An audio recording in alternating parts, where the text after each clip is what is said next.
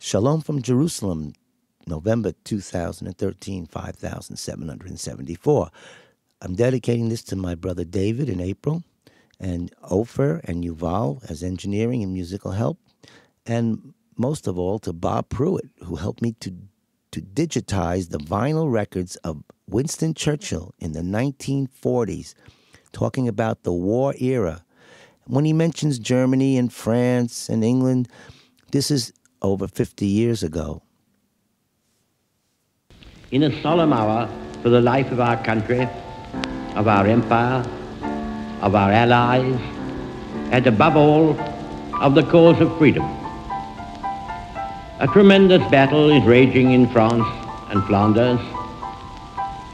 The Germans, by a remarkable combination of air bombing and heavily armored tanks, have broken through the French defenses north of the Maginot Line, and strong columns of their armored vehicles are ravaging the open country, which for the first day or two was without defenders. They have penetrated deeply and spread alarm and confusion in their track.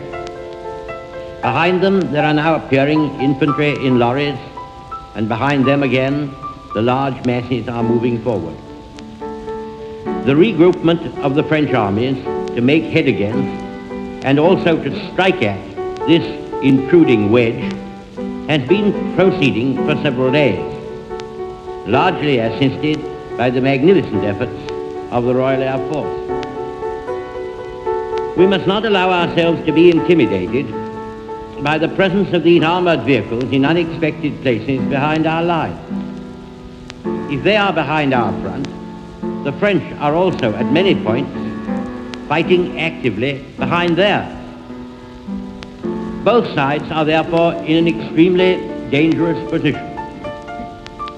And if the French army and our own army are well handled, as I believe they will be, if the French retain that genius for recovery and counterattack for which they have so long been famous, and if the British Army shows the dogged endurance and solid fighting power of which there have been so many examples in the past, then a sudden transformation of the scene might spring into being. It would be foolish, however, to disguise the gravity of the hour. It would be still more foolish to lose heart and courage, or to suppose that well-trained, well-equipped armies, numbering 3 or 4 millions of men, can be overcome in the space of a few weeks or even months by a scoop or raid of mechanized vehicles, however formidable. We may look with confidence to the stabilization of the front in France and to the general engagement of the masses, which will enable the qualities of the French and British soldiers to be matched squarely against those of their adversaries. For myself, I have invincible confidence in the French army and its leader. Only a very small part of that splendid army has yet been heavily engaged, and only a very small part of France has yet been invaded. There is good evidence to show that practically the whole of the specialized and mechanized forces of the enemy have been already thrown into the battle, and we know that very heavy losses have been inflicted upon them. No officer or man, no brigade or division which grapples at close quarters with the enemy wherever encountered can fail to make a worthy contribution to the general result. The armies must cast away the idea of resisting attack behind concrete lines or natural obstacles, and must realize that mastery can only be regained by furious and unrelenting assault. And this spirit must not only animate the high command, but must inspire every fighting man. In the air, they inflicted serious damage upon the oil refineries on which the Nazi effort to dominate the world directly depends. We must expect that as soon as stability is reached on the Western Front, the bulk of that hideous apparatus of aggression, which dashed Holland into ruin and slavery in a few days, will be turned upon us. I'm sure I speak for all when I say we are ready to face it, to endure it, and to retaliate against it to any extent that the unwritten laws of war permit. There will be many men and many women in this island who, when the ordeal comes upon them, as come it will feel comfort and even a pride that they are sharing the perils of our lads at the front, soldiers, sailors, and airmen, God bless them, and are drawing away for them a part at least of the onslaught they have to bear. Is not this the appointed time for all to make the utmost exertions in their power? If the battle is to be won, we must provide our men with ever-increasing quantities of the weapons and ammunition they need. We must have, and have quickly, more aeroplanes, more tanks, more shells, more guns. There is imperious need for these vital munitions.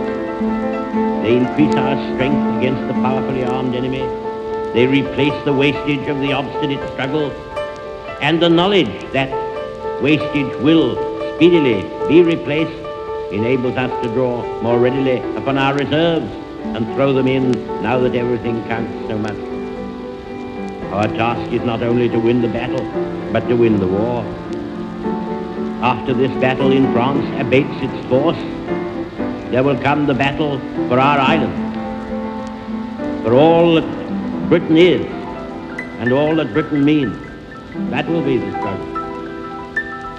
In that supreme emergency, we shall not hesitate to take every step, even the most drastic, to call forth from our people the last ounce and the last inch of effort of which they are capable.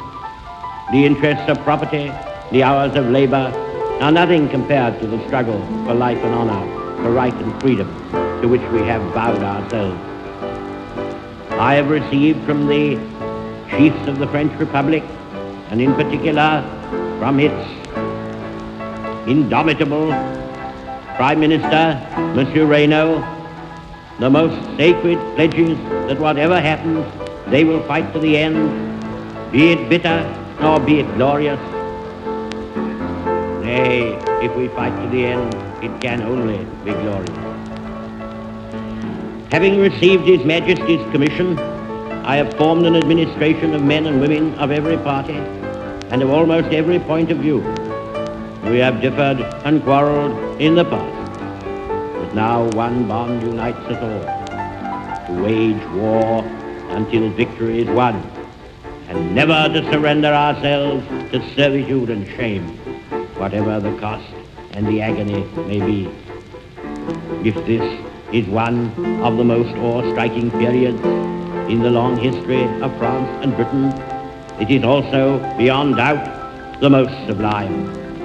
Side by side, unaided except by their kith and kin in the great dominions and by the wide empires which rest beneath their shield, side by side the British and French peoples have advanced to rescue not only Europe but mankind from the foulest and most soul-destroying tyranny which has ever darkened and stained the pages of history. Behind them, behind us, behind the armies and fleets of Britain and France, gather a group of shattered states and bludgeoned races, the Czechs, the Poles, the Norwegians, the Danes, the Dutch, the Belgians, upon all of whom the long night of barbarism will descend, unbroken even by a star of hope, unless we conquer, as conquer we must, as conquer we shall. Today is Trinity Sunday. Centuries ago, words were written to be a call and a spur to the faithful servants of truth and justice. Arm yourselves and be ye men of valor, and be in readiness for the conflict, for it is better for us to perish in battle than to look upon the outrage of our nation and our altar. As the will of God is in heaven, even so let him do.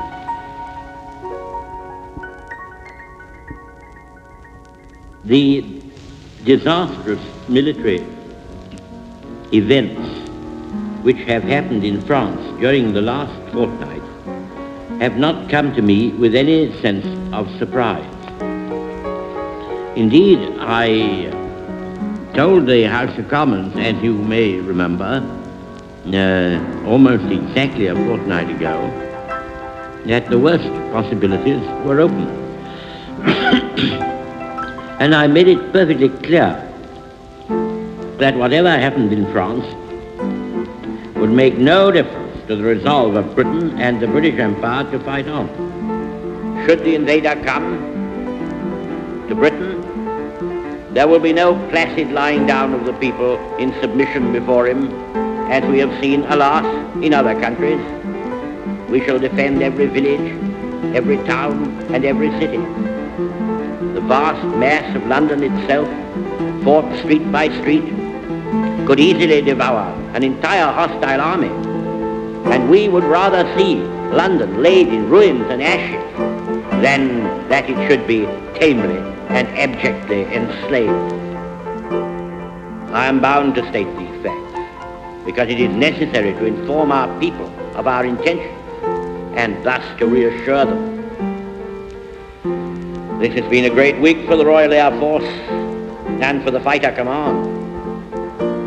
They have shot down more than 5 to 1 of the German aircraft which have tried to molest our convoys in the Channel or have ventured to cross the British coastline. These are, of course, only the preliminary encounters to the great air battles which lie ahead. But I know of no reason why we should be discontented with the results so far achieved, although, of course, we hope to improve upon them as the fighting becomes more widespread and comes more inland.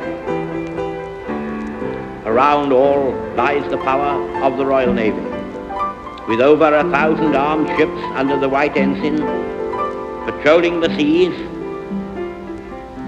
The Navy, which is capable of transferring its force very readily to the protection of any part of the British Empire which may be threatened, which is capable also of keeping open our communication with the New World, from whom, as the struggle deepens, increasing aid will come.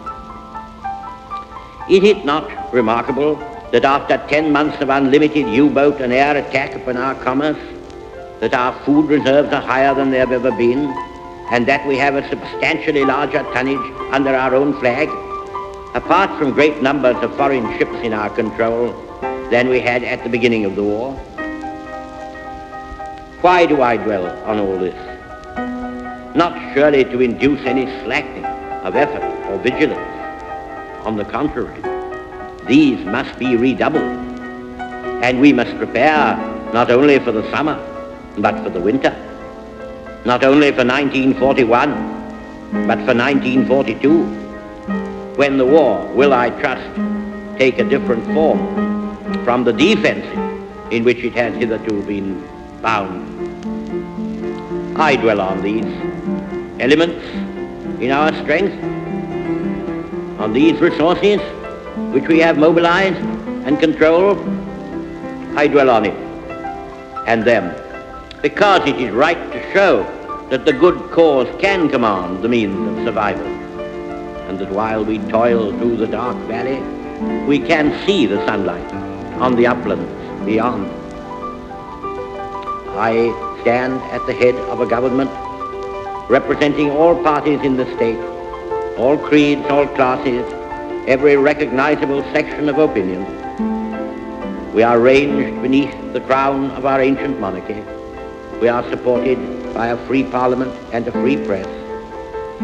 But there is one bond which unites us all and sustains us in the public regard, namely, as is increasingly becoming known, that we are prepared to proceed to all extremities, to endure them and to enforce them. That is our bond of union in His Majesty's government tonight. Thus only, in times like these, can nations preserve their freedom, and thus only can they uphold the cause entrusted to their care. But all depends now upon the whole life strength of the British race, all our associated peoples, and of all our well-wishers in every land, doing their utmost night and day, giving all, daring all, enduring all to the utmost, to the end. It is no war of chieftains or of princes, of dynasties or national ambitions. It is a war of peoples and of causes. There are vast numbers, not only in this island, but in every land, who will render faithful service in this war, but whose names will never be known, whose deeds will never be recorded. This is a war of the unknown warrior. But let all strive without failing in faith or in duty, and the dark curse of Hitler will be lifted from our age